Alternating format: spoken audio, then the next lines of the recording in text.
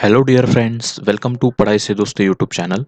In today's video session, I am going to discuss with you about Work Assistant Stage 2 Exam 2021 strategy and the FAQs that is frequently asked question by the candidates.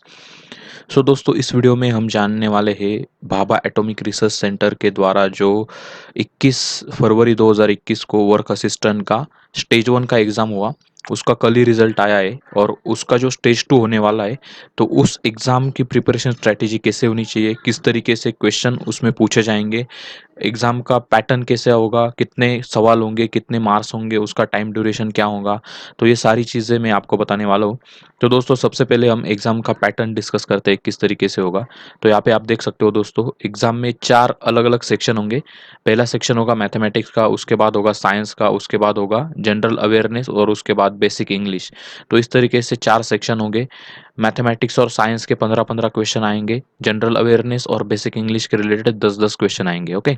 Number of marks कितने हैं देखो दोस्तों, हर एक question के लिए 3 marks है, तो उस हिसाब से टोटल 150 मार्क्स होंगे 50 क्वेश्चन के लिए, ओके। और इसमें नेगेटिव मार्किंग भी है दोस्तों, अगर आप गलत आंसर देते हो तो आपका 1 मार्क चला जाएगा। जितने भी मार्क्स आपने लाए हैं उसमें से जितने भी सवाल आप गलत करोगे उतने मार्क्स आपके चले जाएँगे। टाइम ड्यूरेशन यहाँ पे देख सकते हो दोस्तों, 2 घंटे का टाइम ड्यूरेशन है। जो लेवल 1 का एग्ज़ाम हुआ था उसमें 1 ही घंटे का टाइम ड्यूरेशन था, लेकिन यहाँ पे लेवल 2 में 2 घंटे का टाइम ड्यूरेशन है। तो दोस्तों लेवल 1 का पेपर तो बहुत ईज़ी आया था, उसकी वजह से उसका जो फाइनल कट ऑफ है वो भी बहुत हाई चला गया है इस साल, ओके। तो लेवल 2 में देखो दोस्तों उनको बेस्ट कैंडिडेट चूज़ करने हैं, इसलिए मैथमेटिक्स, साइंस, जनरल अवेयरनेस और बेसिक इंग्लिश, ये चारों अलग-अलग टॉपिक में से जो एक अच्छे सवाल है, जो थोड़े से डिफिकल्ट सवाल है, वो ही पूछे जाएँगे। तो दोस्तों इस स्टेज के बाद कोई भी इंटरव्यू नहीं है या कोई भी फर्दर रिक्रूटमेंट का कोई स्टेज नहीं है, तो उसकी वजह से यही स्टेज 2 में से उनको कैंडिडेट चूज़ करने हैं। तो क्या स्टेज 2 का जो पेपर होगा वो थोड़ा-सा टफ आएगा, ओके। तो इसके लिए हमें प्रिपेयर रहना है।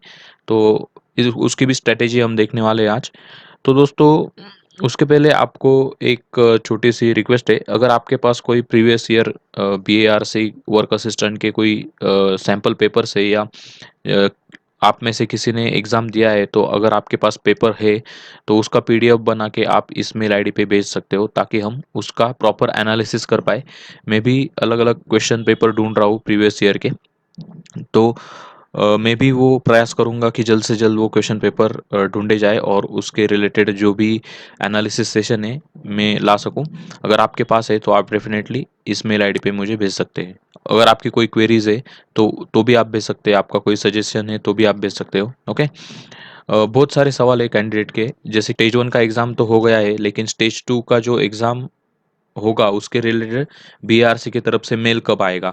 तो दोस्तों एक 2-3 दिन में आ जाना चाहिए, लेकिन लॉकडाउन की वजह से हम 1 हफ्ते तक का टाइम पीरियड कंसीडर कर सकते हैं। तो within 1 week after the date of result declaration ये मेल आ जाना चाहिए। एक टेंटेटिव मुझे ऐसा लगता है, देखते हैं क्या होता है।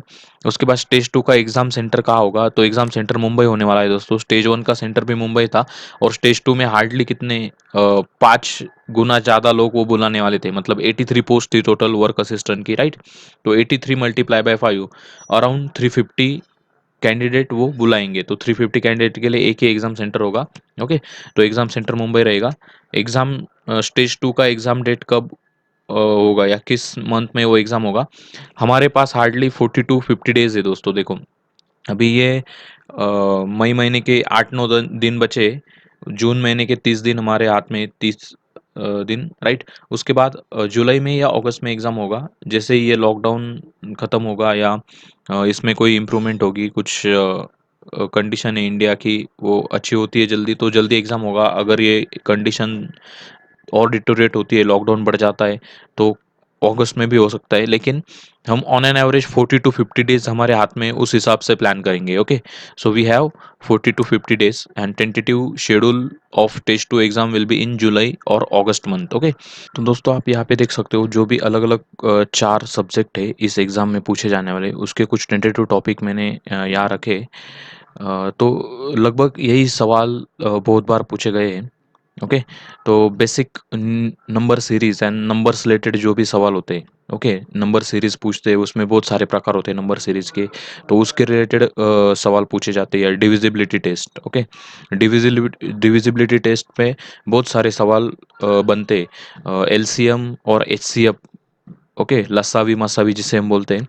तो उसका भी एक एप्लीकेशन है डिविजिबिलिटी टेस्ट। ओके, तो ये भी सवाल बहुत बार पूछे जाते हैं। उसके बाद एवरेज, एवरेज के ऊपर सवाल आते हैं, परसेंटेज, एज रिलेटेड, कोई फैमिली के दो तीन मेंबर का कुछ एज दिया होगा, उसमें से कुछ दो तीन वो पॉलिनोमियल क्या बोलते हैं उसको, उससे दो या तीन इक्वेशन बनते हैं, और उस इक्वेशन को सॉल्व करके ये एज रिलेटेड सवाल हमें सॉल्व करने होते हैं। उसके बाद प्रॉफिट एंड लॉस रिलेटेड कुछ सवाल होते हैं, परमुटेशन कॉम्बिनेशन रिलेटेड सवाल पूछे जाते हैं, mixture and allegation, time speed distance. इसमें देखो दोस्तों, बहुत बार ट्रेन का सवाल आता है, या बोट का सवाल आता है, या कोई टंकी है उसमें पानी एक पाइप से भर रहा है, दूसरे पाइप से निकल रहा है।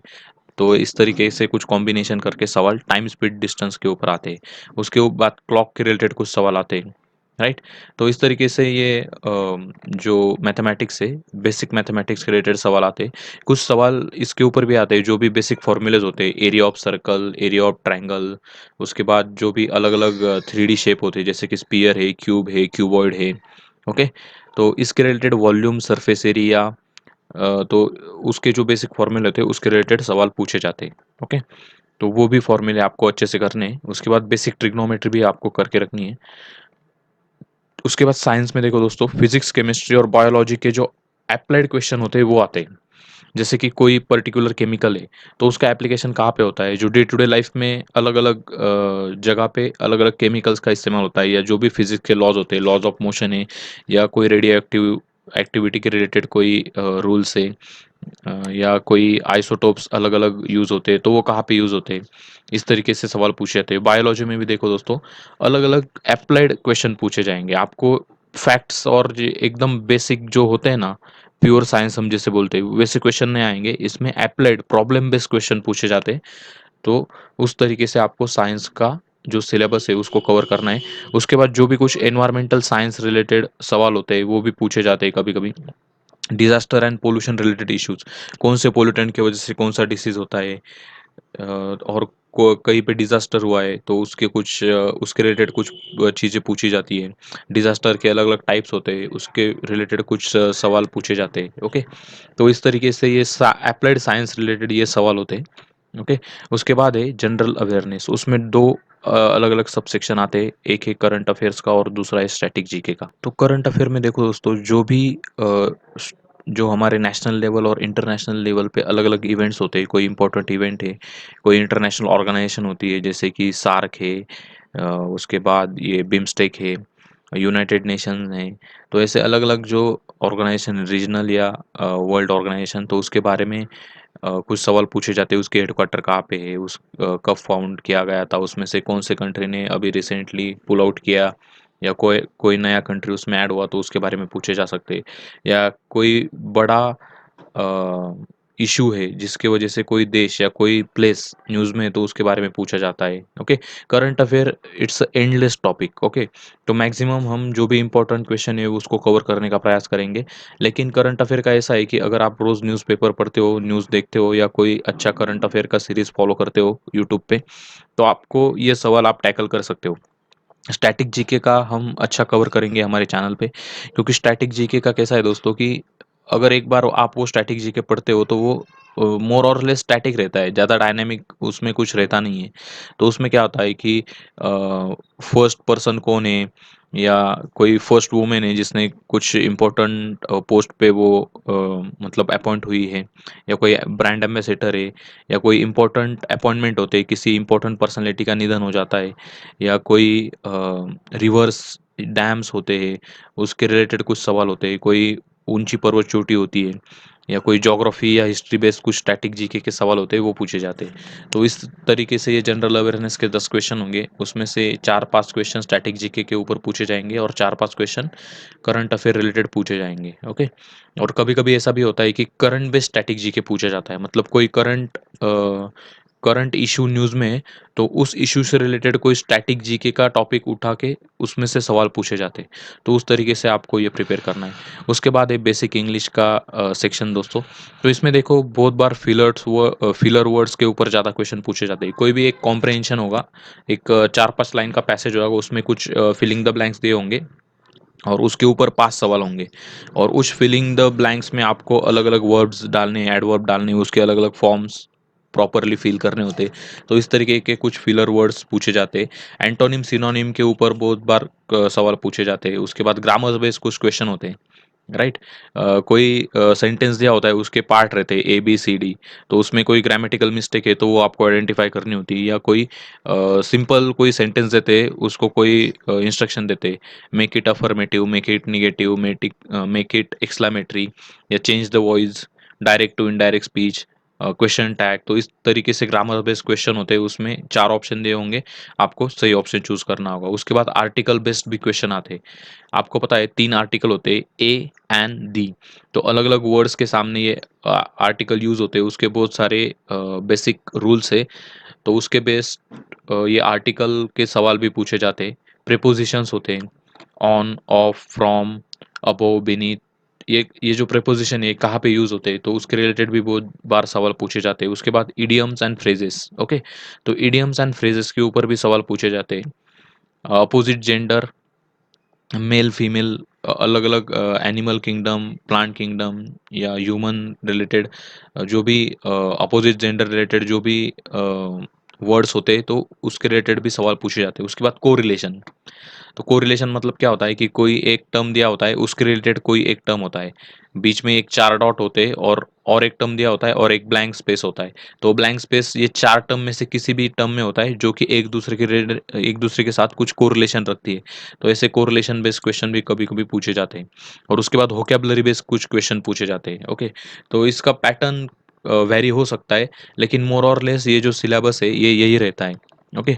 तो मुझे अब कुछ IGCR, Indira Gandhi centre for atomic research, और BAR से रिलेटेड कुछ प्रीवियस ईयर क्वेश्चन पेपर मिले हैं, लेकिन वो प्रॉपरली वर्क असिस्टेंट के नहीं है।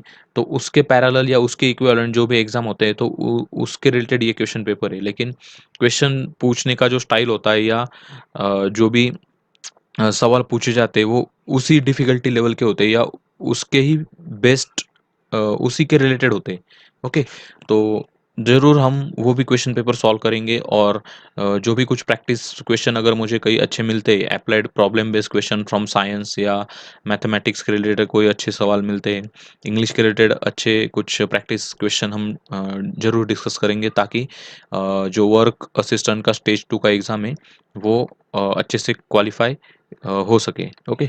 तो उसके रिलेटेड जो भी पॉसिबल है वो मैं सब कुछ इस चैनल पे लाता रहूँगा। तो ज़रूर चैनल को सब्सक्राइब करके रखिएगा, ताकि कोई भी वीडियो सेशन आप मिस ना करें। यदि आपको कोई टॉपिक डिफ़िकल्ट लगता है, या आपको लगता है कि ये इम्पोर्टेंट टॉपिक है, इसके ऊपर सवाल पूछे गए हैं एग्ज़ाम में, तो आप कमेंट सेक्शन में मुझे बता सकते हो। उसके ऊपर भी हम कुछ वीडियो सेशन प्रैक्टिस क्वेश्चंस लाने का ज़रूर प्रयास करेंगे, ओके। तो दोस्तों, हमारे पास लगभग 40 से 50 दिन है वर्क असिस्टेंट स्टेज 2 के एग्ज़ाम के लिए। तो ये 40-50 दिन हमें बहुत अच्छे तरीके से यूज़ करने हैं, क्योंकि आपको भी पता है कि during this Covid pandemic situation बहुत सारे स्टूडेंट घर पे या ऐसे कंडीशन में फंसे हैं कि एग्ज़ाम का स्टडी करने का मोटिवेशन रहता नहीं है। कभी-कभी टाइम होते हुए भी हम पढ़ाई नहीं कर पाते। लाइब्रेरी जैसा माहौल होता नहीं है, तो बहुत सारी डिफ़िकल्टी होती है। तो ये यूट्यूब के माध्यम से जो ऑडियो विजुअल लर्निंग प्लेटफ़ॉर्म है, ये बहुत हेल्प करता है हमारी। तो डेफ़िनेटली इसका ज़्यादा से ज़्यादा फ़ायदा उठाइए। आपके जो भी क्वेरीज़ है, कोई सवाल है आपके, तो डेफ़िनेटली कमेंट सेक्शन में आप पूछ सकते हो। इसमें और कोई नया टॉपिक के ऊपर आप वीडियो चाहते हो तो वो भी बता सकते हो। तो यही जानकारी दोस्तों आपके साथ डिस्कस करनी थी। तो इस तरीके से हमारी स्ट्रैटेजी होनी चाहिए। लगभग 40 से 50 दिन के हिसाब से हमें स्ट्रैटेजी फ्रेम करनी है। ओके? तो हमारे चैनल पे भी लगातार ये static GK, general awareness, science के बेस्ड और मैथमेटिक्स के रिलेटेड अलग-अलग टाइप के सवाल जो भी एग्ज़ाम में पूछे गए हैं, वो मैं लाता रहूँगा ताकि एग्ज़ाम में हेल्प हो सके। ओके? तो दोस्तों, मिलते हैं ऐसे ही अगले वीडियो सेशन में। तब तक अपना ध्यान रखिए। Thank you. Have a great day.